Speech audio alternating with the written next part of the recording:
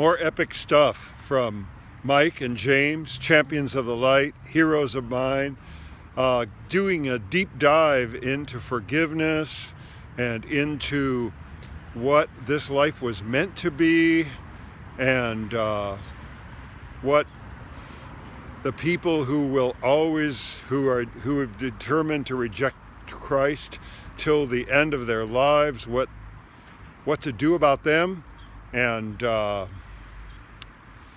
a story of Mike's falling out with his own father, rejecting his father, and many other great things in here. I highly recommend this. Cellmates, father and son. So you see the progression over time, and his father, and he ends up caring for his father, who's quite ill in prison, and the son becomes the father. It's a great use of these sort of archetypal themes that I think there's something divine about them. That just the way these themes repeat in every man's life. The father, son, and the son becoming the father in time. Like, this is the natural course of the evolution of man. I guess culturally, in the way we pass on our traditions and the way we pass on our traumas, we're all part of that chain. And I think part of the purpose here is to be a builder and a repairer and a healer more than a destroyer. We can choose to add to that trauma and pass that down. We can choose to say, hey, it's my turn, now I get to be in charge, and then bully people just because we were bullied, or we can choose to forgive those who harmed us, even if they're not worthy of forgiveness, even if they actually haven't done anything to deserve it. We can take that burden off our shoulders, which is, shining a little of God's light at them might just be enough to sort of push them over the edge into radical change and beginning to dismantle their own delusions and that sort of thing. So it's never a bad thing to shine God's light on people, and you do that by loving them and forgiving them, and leave the world and your family a little cleaner and stronger and more pure of heart and more honest and more forthright than you found it. I think that's the mission as fathers. That's an interesting term. Or if somebody's worthy of forgiveness. I know what you mean. Well, we're not. Sometimes, I guess I'm pointing out the folly of our judgment. Is that's how we often frame it.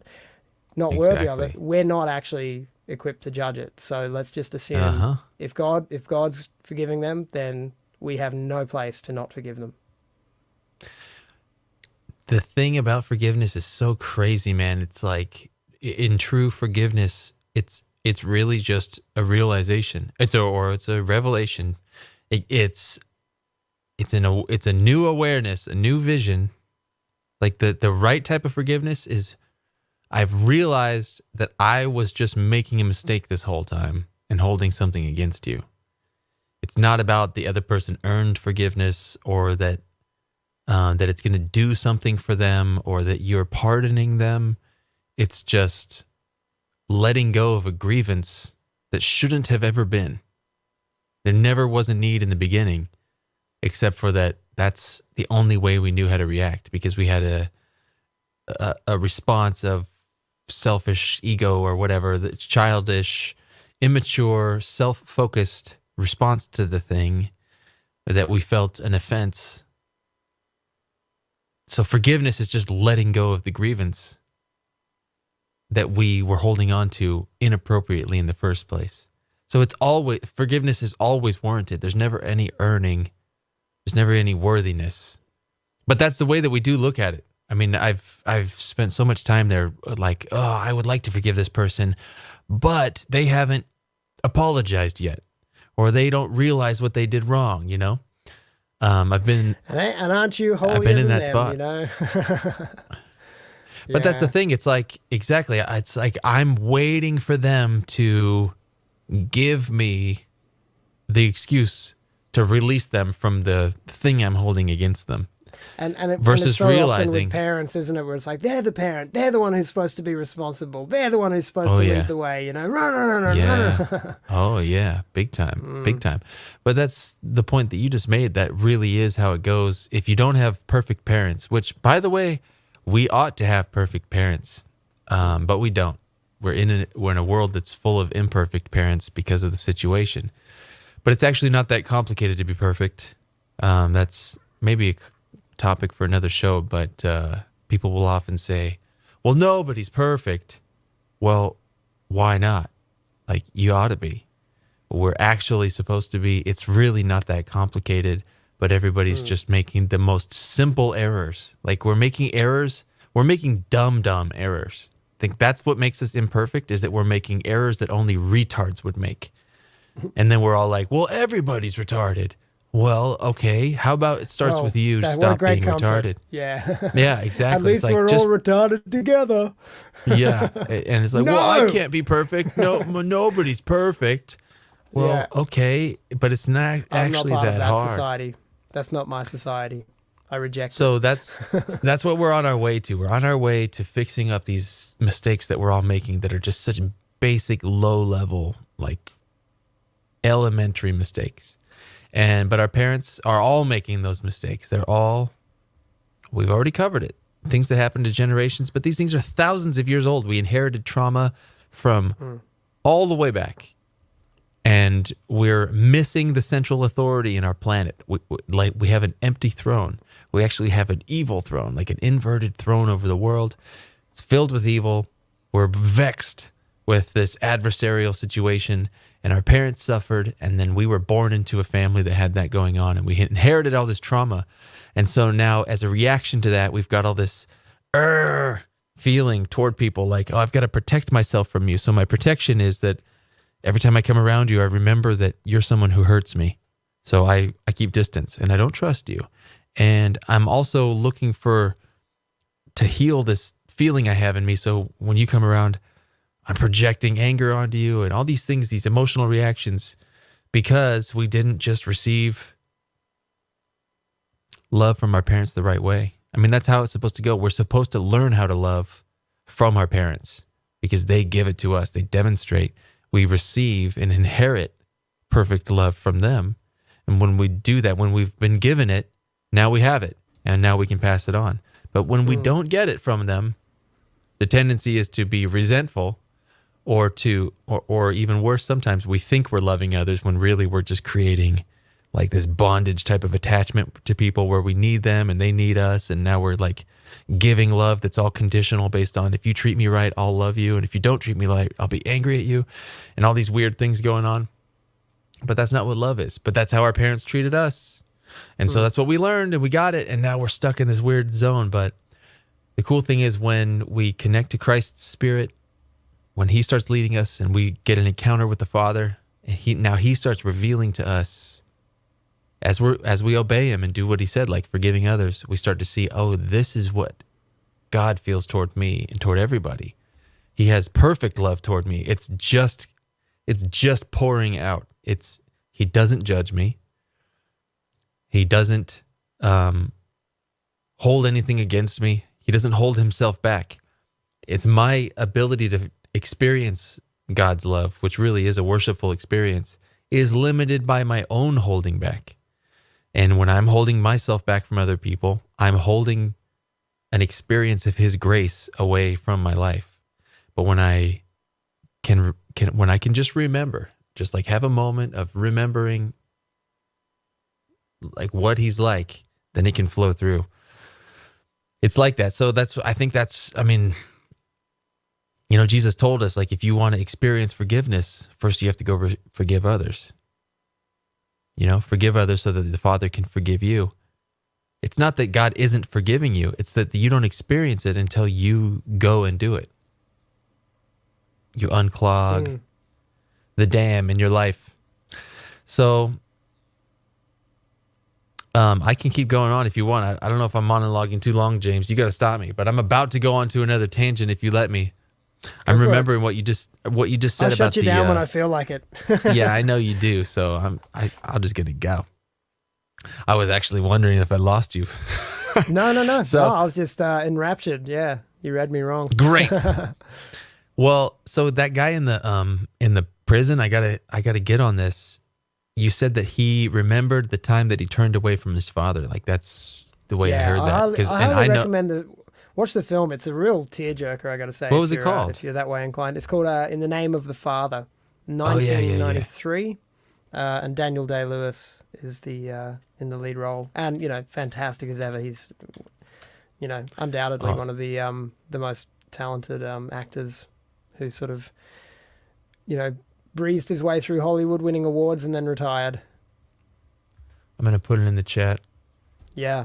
Um, Good film, really. Man, really how great do so I, far. And, how have I not you know, seen that movie?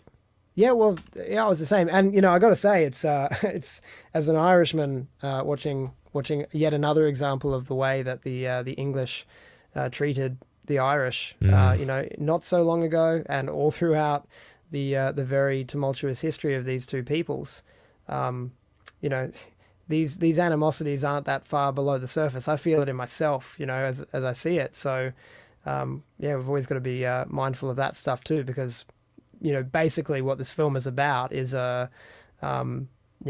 complete miscarriage of justice because of racial hatred towards the Irish by the English public, the English media, the English police establishment, the English courts, you know, the real deal sort of racial discrimination stuff against the Irish. So, yeah, it's a powerful film and certainly boils my blood a bit to watch.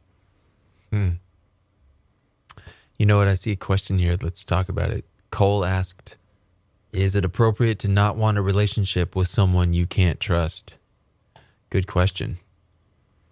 Well, okay. I'd say, yeah, like, yeah, it's appropriate to not want a relationship with someone you can't trust, especially if you are ill-equipped to manage that truthful expectation of them. For instance, if they've conned you a number of times and they know how to con you and you don't know how to see through their con until it's too late, and that's why you know you can't trust them, then it's probably somebody you don't want to be around because they'll con you again. But if your lack of trust for them means that you can be, sharp-witted enough to be around them but never get drawn into any of their bullshit and just be impervious to it, then that gives you an opportunity to actually be around them and to love them and just give them what they need, even if they don't know what that is, but not get drawn into any situation where you could be betrayed again. So you've got to manage your own capacities there. Like, how resilient would you be to further betrayal? How sensitive would you be to it as it's coming, so that you can, not be in that position? And if you're not able to, then yeah, if it's just going to be more and more of the same, and you're not equipped to deal with it, then yeah, I'd say just don't be around them. But you can still forgive them from afar. And, and it's an act of love as well to spare them the opportunity to be in that spiral with you, if you know that that's where it's going to go and you don't have a way yet to get around that. So sometimes distance is important for peace. I'm going to give an answer that is like a third position answer. Check this out. Imagine if we were doing the actual gospel mission and we were creating the kingdom brotherhood like Jesus had intended for us to do. What we would do is we would have a fellowship of people who we do trust because we all have the same spirit. If someone was acting in an untrustworthy way, we would do exactly what Jesus advised, which is we would go to them, let them know what we thought was the problem. If they didn't receive what we had said, we would go to get one of our brothers who we are in good relationship with, and we'd go to them together so that we had proof, like, hey, you be my witness that I'm dealing justly with this person. We're talking it out. And then if the relationship can be restored and trust can be regained, great. If not, then you'd bring it to the whole group. And if that person is still not trustworthy with you, they don't repent, they don't express, if they don't get past the thing with you, if you can't regain connection, you can make them an outcast from the group. Like it's 3 strikes. But you can only do that if you have a brotherhood. Like if you have a brotherhood where now you have a way that's already prescribed to cut that person out of your life. So the question is, would you want to be in a relationship? Well, we want to be in a relationship with everybody. But also we only actually, what we want before that, like our primary desire is to have relationships with people who have Christ's spirit, people who are in the kingdom brotherhood. That's who we actually want to have relationship with. We want that to become everybody on the planet. We want everybody in the family. But at first, we have to establish a family that we can trust and that who is part of the same kingdom and under the same king. Then we can expand from there, and we know who we can trust and who we cannot, because there really is a spiritual difference between somebody who's in the kingdom and who's not, somebody who's a seeker, who has hunger for truth. People who don't have that, you can't trust any of them. And even if they're in your family, even if you've known them for a long time, you can't trust them. So do you want relationship with them? Yes. Can you have relationship with them? It's actually very risky. Should you have a relationship with them? Maybe not. But the thing is, have you shared the gospel with them, and are they just straight up rejecting it? If they're straight just rejecting Christ, probably don't want to have a relationship with that person. Not at least, not a one where you have anything in common or at risk in the relationship. You might, you might be forced to have a working relationship with them. But honestly, 2,000 years later, why is that even an issue? Like, why don't we have a brotherhood that's expanded on the earth so powerfully that anybody who's in Christ's kingdom, why do we even have to interact with those people who reject Christ? We shouldn't. We should have our own established, like, boom, it should be so strong that anybody who's around us is either one of us or like you're an antichrist. Either you're for Christ or you're against Christ. Which one are you? Oh, you're not decided yet? Well, let's work with you. Oh, you're decided you're against Christ? You're out. You're an outcast. You're not in our group. We don't trust you. You're always invited in, but in or out? Like, are you receptive to Christ's spirit, or are you just a child of Satan? I mean, just make your choice. It can be like that. That's my vision for how the future is going to be. Like, that's the new nation. Doesn't have borders, doesn't have a particular nationalistic. It's literally, are you and actually the spirit of Christ in everybody. That's what the church ought to be, in my opinion. But it's going to be through like a powerful brotherhood. What do you do with the ones who don't pass that test? Camps? I mean, what do you do with an outcast? I don't know. I mean, but I mean, when it's the whole world in this vision where it's the whole world and it's borderless and it's, I'm trying to imagine, like, what's it like at the sort of like 11th hour where the whole world is just full of these Christian brothers and sisters who fully get it and are fully awake. Except for the few who are antichrist? Yeah, there's just a few straggling antichrists. I know the answer. I know the answer. Yeah. They can go live in Israel. Because those are the only ones who will be straight up against Christ till they die. I'm convinced this is what they intend to do. They hate Christ. They will not accept him. They are of a different spirit of selfishness. There's like, oh, what can I get out of this situation? I'm going to take whatever I can and trick you if in any way possible. And I don't want to give to you. I don't care about you. Why would I care about anybody else? I care about me and my family and my thing. And you're just stupid. And so that's their attitude. They're not trying to be one of us. They're trying to just rule us. It's not good. But they've already built a giant wall around their country. They can live there, and that'll be great. But everywhere else is. It's just going to be Christian church. Crushing nonstop. It's going to take a little while to get there, but yep. The power of love, baby. How do you get there? And no, it's going to take a lot of waking up. Border controls are like, if the nation, if the whole world is Christian, and this is the one little the little antichrist pocket of the world, it's going to have a hell of a border. Yeah, we'll see. I don't know. I think it's just going to be a tsunami, bro. Nobody's going to be able to escape it. Everybody's going to. It's just going to be too overwhelming. You mean the spirit of Christ? Yeah. epic. I'm in. Whatever that looks like, I'm in. It ain't a bad Yeah. thing. That's what we want. It's going to be bring too us an epic. army of the Spirit of Christ, and we'll be ready. Once the grip of this weird world controlling force, these controlling elites that have always been here since Pharaoh, I mean, way back, subverting the masses and hypnotizing and poisoning their minds. Once that is removed, and it's going to be, the bouncing back is going to be so strong, because what people really want to do is have families. That's really what they want. There's something so just beautiful in the home. We're taken away from that beauty by this thing that's on the earth. But the nucleus of the home, the mother and the father with children, the brothers and sisters raising their children together, the grandfathers and grandmothers looking out upon their family, the neighbors watching their families grow and bloom as well. There's something so just organically beautiful about that arrangement. And we haven't seen it yet. We haven't seen it to where we've been technologically endowed to be able to provide happy homes for everybody. And not for it to be given to them, but for it to be safe for everyone.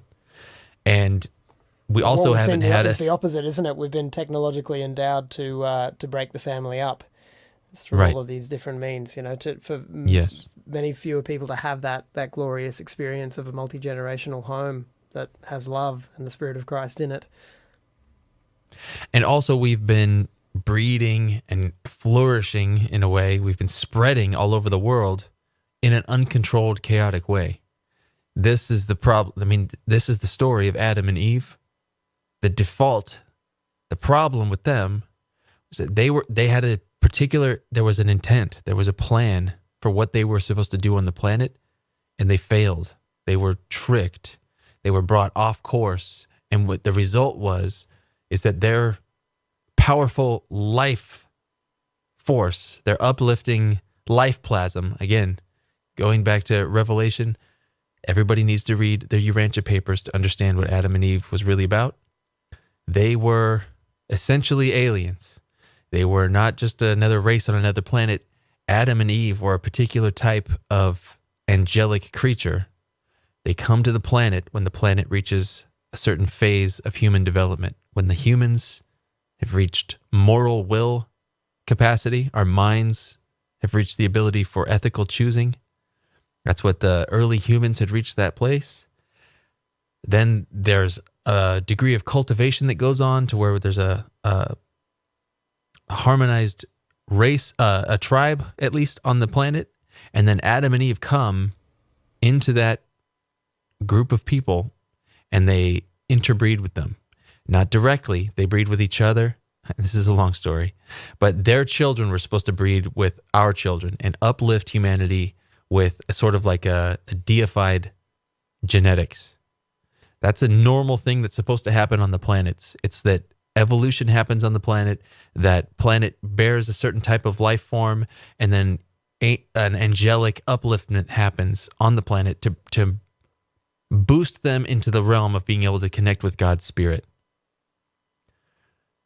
When our planet was involved in a rebellion, the rulers of the planet hijacked that plan and essentially spun us out into a weird genetic mishmash. Now the seed was spilled all over the earth. The genetic upliftment, the kind of hybridizing aspect of humanity that was supposed to take place went awry, and that powerful genetic lineage was not only spread over the earth more than it was supposed to in an uncontrolled way, but also it was used for nefarious means. The spiritual connectivity of the new people that were on the planet was used for demonic connection. There was the demons running the planet. Satan and his cohorts started making deals essentially through certain bloodlines and making wicked things happen on the planet. So here we are thousands of years later, and I won't get into more details than that, but the point is we haven't ever had a chance. to see like what a harmonious planet is supposed to be like. Adam and Eve were supposed to still be here thousands of years later. They were immortal beings. They weren't supposed to die. They weren't supposed to go away. They were supposed to guide us, their children, through the ages up into higher and higher and higher forms of civilization. We were supposed to have literally glowing planet at this point where it's just organized, harmonious, thriving garden planet. That's where we're supposed to be. We're supposed to be just epic, broing down, worshiping, ecstatic, like super philosophical art creation, temples. Like imagine a life that's just designed around higher levels of spiritual concept. And they're guiding us. Like great agricultural programs, great art centers of learning, technological progress, slowly but steadily and in a controlled, ethical way. We were supposed to have guidance. That was the intention for our planet. But the default of Adam and Eve allowed us to spin off into this no man's uncontrolled area of human flourishing. We were like, and it's forgetfulness, isn't it? Ultimately, because when we die, then our experience dies with us, and whatever writings or mythology we've left for our children is the only wisdom that they can take from us going on. So it's like as we move through time, as these family lines and the older generations die off, we lose so much wisdom and experience that could guide us. Every generation has to kind of figure so much out for ourselves. So imagine if all of your ancestors were immortal and we're all here to guide you with the various areas of wisdom that they've gained. Imagine. Man, we'd be so imagine that. Or imagine if we had a university on the planet that was 50,000 years old. Imagine if we had one center that had all of human history, all of human progress recorded, categorized, just a continual tradition of 50,000 years. Imagine what that would be like to be born on a planet that knows its history for 50,000 years and has preserved its heritage. Even if generations were coming and going, if you could see 50,000 years back, the progress that's been made, and you have 50,000 years of preserved wisdom, and a place that you can go and it's disseminated out, and a program that's 50,000 years in the making for you to be brought into as a child, trained up, a common language on the whole planet. Everybody speaks a common language. All the races have been brought back in together. There's been a program of intelligent breeding on the planet, so there's no dysgenics, there's no sickness, there's no deteriorating effects. Only the best of us have been making children with each other, and the families have been large, so we're all just like healthy, epic, tall, we look similar, we speak the same language, we're all just vibing, giant family style. Like Avatar without the feline aspect. I mean, it would be like that. That's what our planet is supposed to look like. There's no trash. There's no just waste. There's no sucking oil out of the ground. We don't just live simply. We live hyper intelligent. Like that's how it's supposed to be. But we are so far off the course from that. It's incredible. You know what's devastating about it is that when I think about everything you're saying, it's like, yeah, that's all possible now. Like we've got we still have the intellectual capital collectively for all of that to be possible right now. Like, maybe some time to develop the tech, but we've got the brain power to do it. We're just using it so inefficiently and so wastefully, knowingly, and so malevolently in a lot of cases with this new cult of science. That's demonstrating time and time again the replicability crisis is real. Science is about as trustworthy as flipping a coin. So it is a cult. It's a cult, and it's ruined what is actually the great discovery of Western man, which is that scientific process of eliminating falsehoods meticulously and honestly and dispassionately. That's what's brought us out of the mud. And that's what's going to be lost if we lose the intellectual capital that we have today.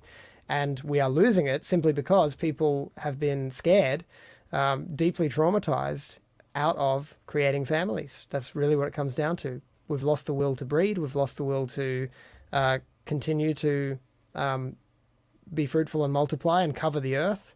You know, we now trained to believe that it's morally unconscionable to have more than 2 children, but it won't be long before it's morally unconscionable to have any children. You know, Yeah. that's the world that they want and that they're pushing for, because they know that it's through the development of strong families over time with strong Christian values that we've actually moved forward and propelled towards being a truth-based society, a truth over face society, and and a society who's willing to go to great bloody war over what we believe to be true. I mean, this is really what's at the heart of all those terrible religious wars that happened in Europe. Is ultimately, we Europeans are pretty damn passionate about the truth, even if we have it wrong. You know, what we believe is true is very important to us, and we'll fight for it. So I think that spirit is something that really is trying to be intentionally snuffed out too, because it's very strong in our peoples. It's very strong. So if they get rid of our rebellious spirit, then it'll be much easier to subdue the masses. I mean, this is really what we're facing ultimately in the world. Is it's a global dysgenics program. In Australia, they talk a lot about the sort of eugenics programs against the Aboriginals. You know, the stolen generations who they were taking children from their families to raise them in Christian households, and I think ultimately to try and breed out, you know, the quote unquote savage genes and breed them into European peoples. So it was a eugenics program, you know, of sorts.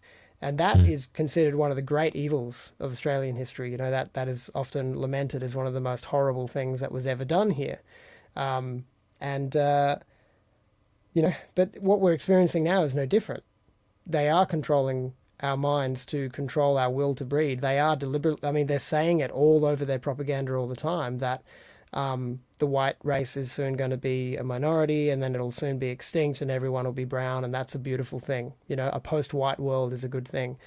We live in a time where just for the way that we were born, we're being demonized as, like, you know, seen by many as literal demons who have just sort of poured over the earth and colonized and raped everyone, and we're guilty of our father's sins, and they got to get rid of us, you know? Like, what a crazy time to be alive. I know I've never done anything to warrant that much hatred.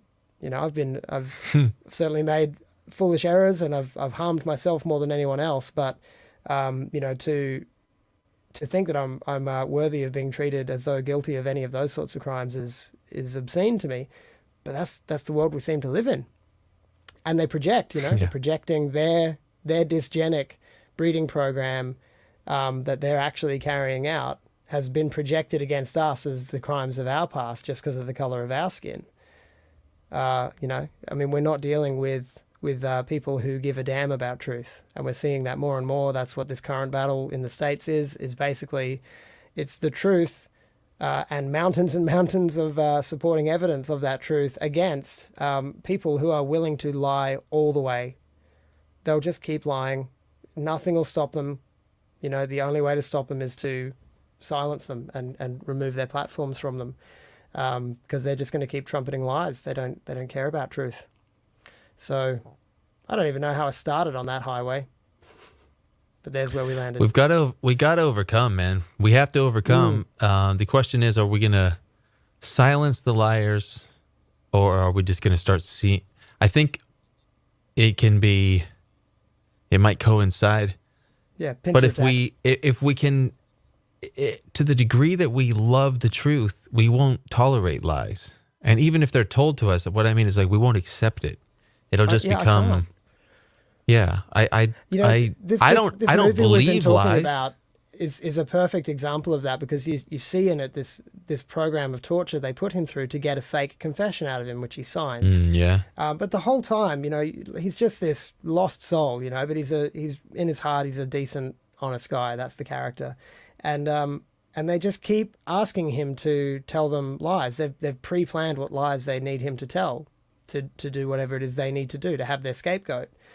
And they keep, you know, like beating him and torturing him and telling him, here's what happened. Now just say it so, just confess it. And he's just, you can see he's just utterly bewildered that people could be this insane and evil. He's like, you're all mad. I've told you the truth. I even told you the bits of the truth that I was ashamed of, that I was robbing somebody's house that night, and that's my alibi. You know, I've told you the truth. I didn't bomb that hotel, but they just keep going and going. And then eventually, they go all the way to threatening to murder his father to get him to sign this fake confession. And then as soon as he's back in court, he's saying again, no, they made me sign it. It's not the truth. So, I think there is this, I get moved when I see that spirit in this character in this film. And I get moved, I've been moved several times lately seeing that character in many of the people who are fighting the fight right now for America and to try to save what's left of this democratic process, if that can be done. But those who are trying for it, and the passion and their courage, and the whistleblowers, the people coming forward who are being very courageous against a hell of a lot of dangerous animosity towards them. That's really moving to me, because that is that spirit of truth. Like, yeah, like maybe even if you're flaying me, I'm still not going to say that your bullshit is reality. I cannot stomach the lie. So do what you will, but there are 4 lights. There are 4 lights, no matter what you say. And I think, that's the kind of courage I think that we should pray for and aspire to as Christian men. It's like, no matter what the cost, we're just going to say what's true. Got to be able to do it. You had reminded me of something. Hey, we're at the top of second hour. Wow. Yeah, I'll say it though. Let's do it though. We're right here. I remember my spot where I turned away from my father. I remember the moment. And so that thing that you brought up from the movie, it reminded me of that. This isn't the first time, by the way. I discovered this some time back, but I remember the first time, and I was young. I don't know how old I was. I might have only been 5, but maybe 7. I remember that I was, let's say it was a Saturday or something. I was home with my mother and my sisters, and something had happened. I don't remember what the details were, but my mother had become upset at me for something that I did or said. Either I was arguing with my sisters, or I'd done something that was disallowed, or I don't remember. Just kid but shit. The way, just kid shit. And I was a little kid, But in my mind, the way that I remember it was that it was unjust, that my mother had taken the wrong side against me. She misinterpreted my meaning by what I'd said, or she was just sort of, and looking back now as an adult, I think my mom was probably just having a bad day. Sometimes a woman can be, a little emotional or reactive. And actually, in talking with my mom later on, I found out that was in that time of my early childhood. She was going through some rough things, some sort of like personal upheaval, dark night of the soul type of things were happening for my mom. So I remember this one day she had, for whatever reason, told me to go to my room and wait for my father to get home, and he was going to deal with me. And I remember being upset at her, like, this isn't fair. You're just being mean, kind of thing.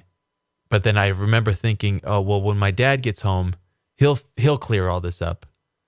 Like when he gets home, he'll hear me out and he'll set mom straight, kind of thing. Like but the thing is, when he got home, he didn't. He took my mom's side. He didn't hear me out.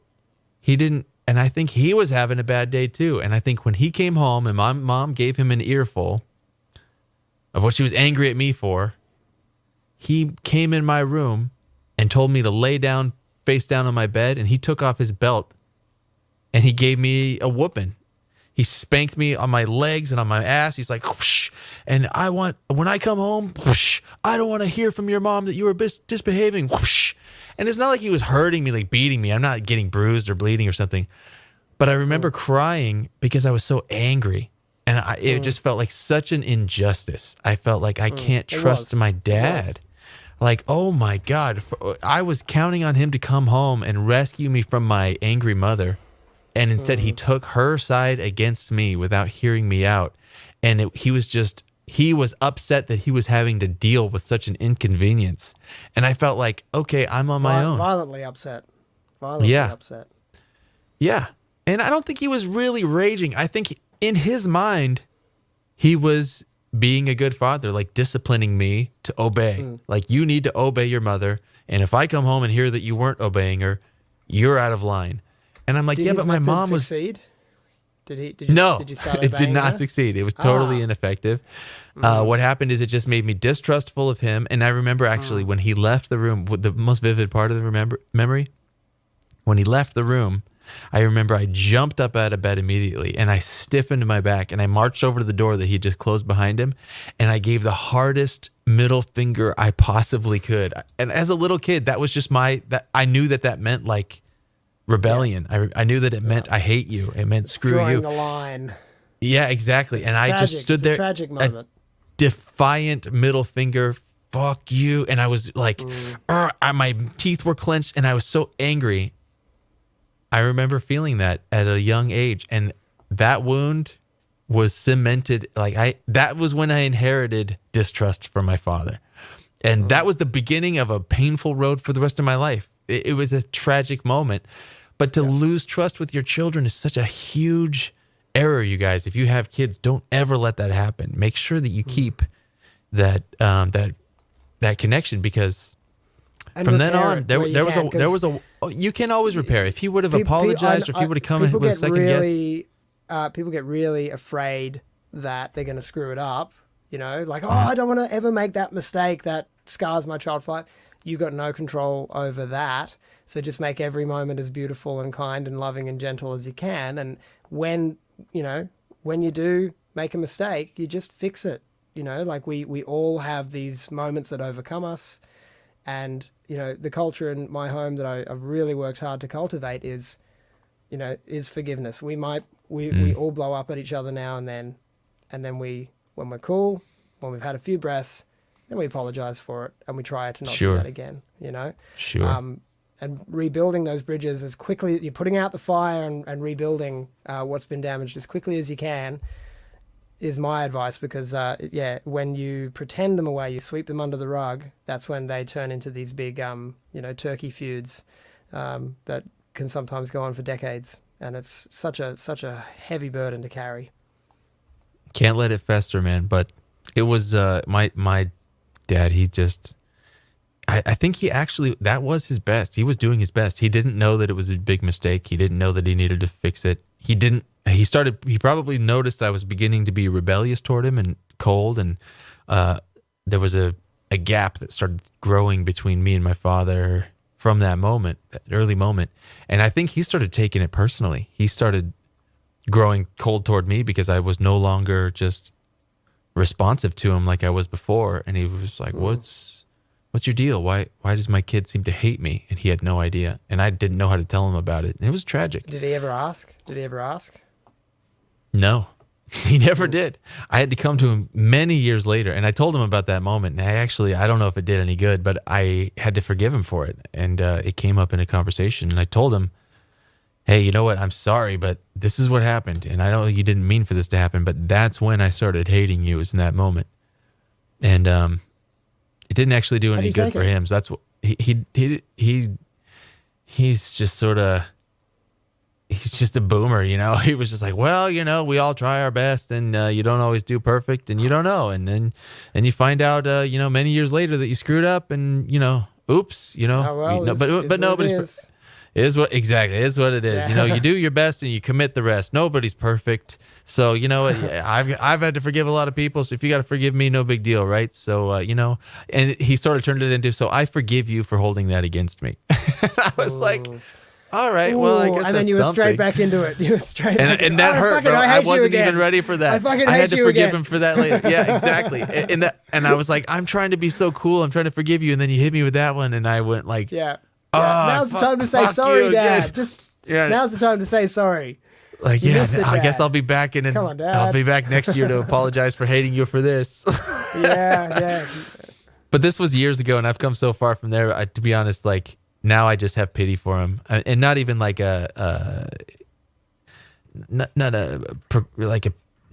what's the word, like a patronizing pity. I really do have pity for him. I have like empathy for him. I understand. Because now I've even forgiven his father for what his father did to him. Like, I've had to forgive my grandfather for hurting my father because my father passed that on to me. And this comes back to that. We did the episode about the boomers. Like, I've had to go a few generations back and understand all the people I've met in my whole family have been passing these wounds down one to another for years. And I've had to comprehend them in myself, forgive everyone, apologize to anyone else who I've passed that behavior on to that I learned from them. And like, wow, there's so much cleaning up to do. But this is what we're going to have to do as a whole planet, man. We're going to have to clean up. There's going to be a giant miracle that needs to take place. Like, we have to intervene for an entire generation. Like, we have to somehow figure out how to reach all of God's children on this planet and protect them from inheriting those traumas and instill them with God's love somehow. Like, that's a huge... I think we're going to have to invent a technology that allows us to do it. Again, it might be the AI, but there might be some sort of way of reaching them all with the message and protecting them from their insane parents. Maybe I don't know how that's going to go, but but a vaccine. The anti-boomer vaccine. Just shoot it into people, yeah. Anyway, yeah, dude. So science fiction. The boomer vacuumer. The boomer remover.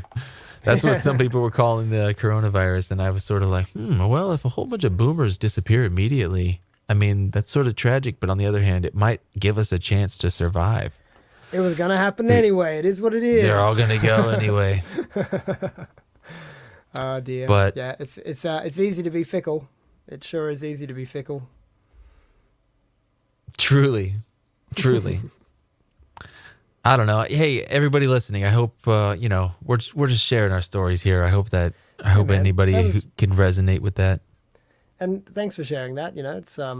It's a brave thing, and few people do it, to air such personal moments of pain publicly. But it's something that I guess just because of that nature in me to not shy away from truth, I've been doing it throughout on this podcast, just oversharing as I do, but speaking the truth boldly. And that's where the magic is, man. Like it's when people build stories in their own minds to skirt around these moments.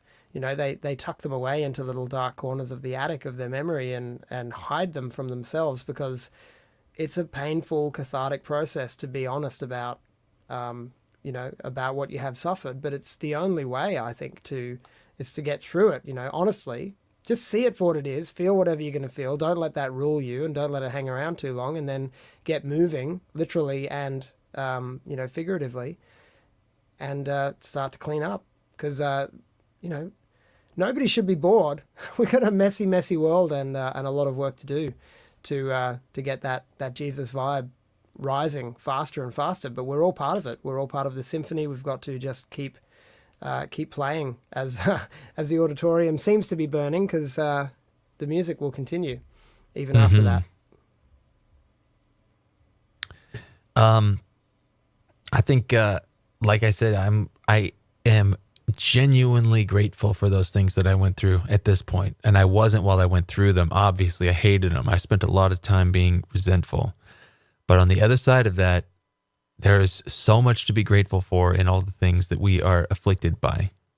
And it's when we overcome it, when we learn the lesson that it's there to learn, when you can let that monkey go off of your back, you realize how much stronger you became carrying it around. It's like that kind of thing. And so what we're going through now with the auditorium burning or whatever it is, I'm actually feeling, I really am enjoying this time, because I know that there's something incredible coming out of it. Like, I just call it blind faith or hope, but that's that's really where I'm at. I couldn't be more pleased. Like, everything actually, honestly, it seems like it's going so perfectly. It's kind of scary. Even the way this election is going, it's like if either one of them had won in a decisive victory, we would already be in a weird war. Yeah. Oh, yeah. Well, I mean, the fun would be, there would be rioting in the streets on one or the other, right? But the fact that it's come down to this weird stealing of the election, and like more is getting exposed. Like, how much more can get exposed? oh, Other this much more? countries are getting dragged into it. Yeah, Bro, And, it's like apparently all of the shit is coming to light. Like all of it is coming out, and they keep giving us opportunities. They keep on pushing this, and then it's just like, whoop, now that's all exposed. This is all exposed. We're finding out all of the bad people are showing us who they are. Like while we're all putting masks on, the bad guys' masks are all coming off. It's like a weird paradox. But how great is it that all the bad guys are being exposed? On one hand, it's like, oh my God, we're surrounded by bad guys and they have a lot of power. But on the other hand, we already were surrounded, but we couldn't see them. Now we can see. We can see. Like it's all right there. But the thing is, they're all having to like push harder. Like the media is going full denial of reality mode, but it's making them seem more fake. People are waking up so fast. All these alternative news networks are exploding, and even Fox News is losing viewers right now. People are waking up, so it's gonna be a wild ride. Everybody's gonna go through that pain right now, but it's like that's the pain you feel after you've hit the gym real hard. Like we're gonna get so strong from this. We're gonna see so clearly. And if you're So I'm still stoked. feeling the pain, it means you're not dead yet. So be grateful. there's still some fight left in you, even if it hurts. And it's gonna be a hell of a ride. And enjoy every moment of joy and peace and respite that we have. And let's be ready for whatever is ahead to just love one another, lift each other up.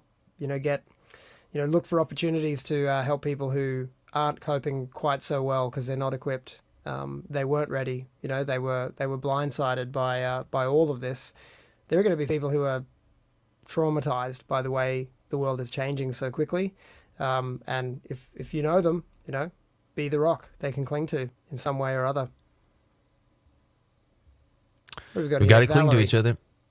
Yeah, what do you think about that question? You got to pray in a mask at church. Let's get this question before we go. She's got a question for us. Can't log on to StreamYard, but I have a question on my heart about church. If anyone can relate, please chime in as I'm looking for answers. We are required to pray in a mask at church. Thoughts? Well, I don't go to church to pray. Yeah, I don't go to church to pray. I don't see any reason to do that. But if that's what you're doing and they're requiring you to wear a mask, I mean, boy, I think it actually sort of if you're seeking legal advice, wear the mask. That's the wear the legal mask thing to do, right? If you're seeking but I don't think that's the wake up advice you're seeking. If you're seeking advice from Mike and James, Mike wants to tell you, hey, notice that your church is retarded. Okay? This is a time for you to notice that you're going to a place for spiritual guidance that is retarded. They are part of the program. These people are not separate from the world. They're not standing up for you. They're not being set apart.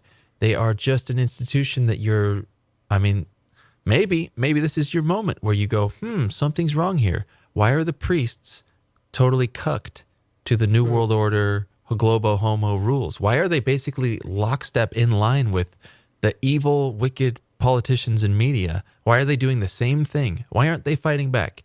Why are they giving in? And notice as well the ones who aren't giving in. The ones who are standing up and the amount of trouble they're getting themselves into and notoriety for their rebellion. And are any of them in driving distance? Because that seems like a flock you might want to be part of.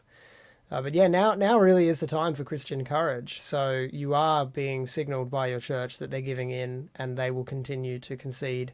Because the pressure is on, and you can empathize with the fear they're feeling that might have led them to do that, but yeah, it's still a dreadful wrong. But on the flip side to that, the legal advice we give is also the sound advice if you want to remain out of trouble for yourself personally. But just remember as well that whatever situation you're in, God's hearing is just fine. So. Whether it's a muzzle or fetters, or a dark little prison cell, God can hear your prayers. So don't be afraid that it has any power to block your spiritual connection with God. That's between you and Him, and no one can get in the way of that except you. So yeah, don't be afraid on the spiritual front. But as far as the political front and, what freedoms are we going to stand up for? Mike's right. The churches that are caving in are just kind of, they're kind of sticking their flag in the enemy territory out of weakness. And we've got to do better than that. So, you either need to, if you're really, if that church is a very important part of your life and it's truly your family, your church family, then you need to speak up to the leaders, privately to begin with, but you need to object to the weakness or get your husband to do it. Ultimately, ideally, I'd say. That's actually the right answer right there. Go ask your husband what he thinks you should do, and if you don't have one, pray for a husband. Yeah. And when Jesus prayed, Jesus went to the temple to teach, and he went up on the hillside to pray. So that's something I like to remember. Yeah, I like going out on the edge of my deck where I just get a huge open sky and just endless acres of rainforest down into the valley. That's my place of prayer. Yeah, some place that allows you to have an elevated state of mind, because that's where the prayer is taking place. It's in your mind. That's where you connect to God's Spirit. The mind of man is the spirit connection to God. So clear your mind, wherever that place is. If church is that place for you, great. But if putting the mask on is taking away from that, that's a drag. So I don't really know what to tell you about that. I don't go to church to pray. I pray every morning and every night, literally in my bed. I'll sit up in my bed in the morning and I'll sit up in my bed at night. Sometimes I'll just lay down and pray till I fall asleep. Beginning and ending the day with prayer. And then if I find a meditative moment in the day, if I'm on a walk with my dog and I feel the breeze, or if I have a moment alone, it's another good time to pray. But I don't make a ceremony of going to church and lighting a candle or anything like that. I don't think there's anything wrong with that. Hey, if that gets you in tune, fantastic. Epic.